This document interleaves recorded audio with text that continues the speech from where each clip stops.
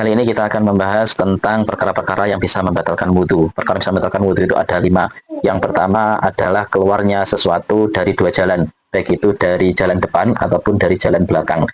Maka ketika ada sesuatu yang keluar dari 2 jalan ini dalam bentuk apapun, entah itu benda padat ataupun benda cair, entah itu yang biasa keluar atau yang tidak biasa keluar, maka akan membatalkan wudhu. Kecuali apabila yang keluar adalah berupa mani. Kenapa kalau yang keluar mani tidak membatalkan wudhu? Karena mani itu sudah ada ketentuan sendiri, yaitu dia mewajibkan mandi, sehingga dia tidak membatalkan wudhu.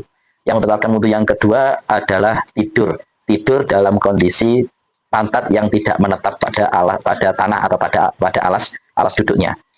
Maka ketika ada seorang tidur, kemudian tidak dalam kondisi duduk yang pantatnya itu menempel ke tanah atau ke tempat duduknya, maka ini juga membatalkan wudhu. Nah, yang dinamakan dengan tidur itu adalah ketika kita sudah tidak bisa memahami atau tidak bisa mendengar apa yang ada di sekitar kita, itu namanya tidur. Tapi kalau kita masih bisa mendengar sekalipun tidak paham, itu belum masuk dalam kategori tidur. Kemudian yang ketiga yang membatalkan wudhu adalah hilangnya akal, dikarenakan sakit atau dikarenakan mabuk, maka ini akan membatalkan wudhu.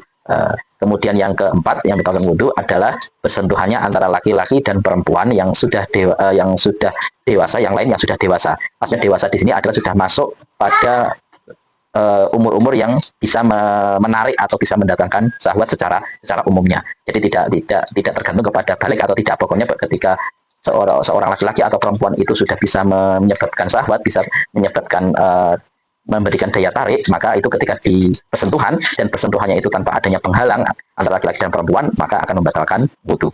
Kemudian yang terakhir, yaitu yang kelima, adalah menyentuh kemaluan dari anak Adam atau dari manusia.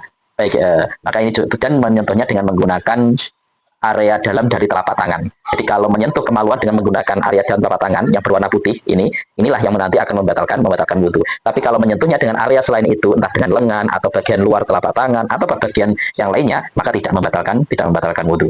Selain menyentuh kemaluan, yang membatalkan wudhu juga menyentuh lubang dubur atau lubang anus. Ya, ini juga bisa membatalkan wudhu mengikuti qaul jatuhnya Imam Syafi'i.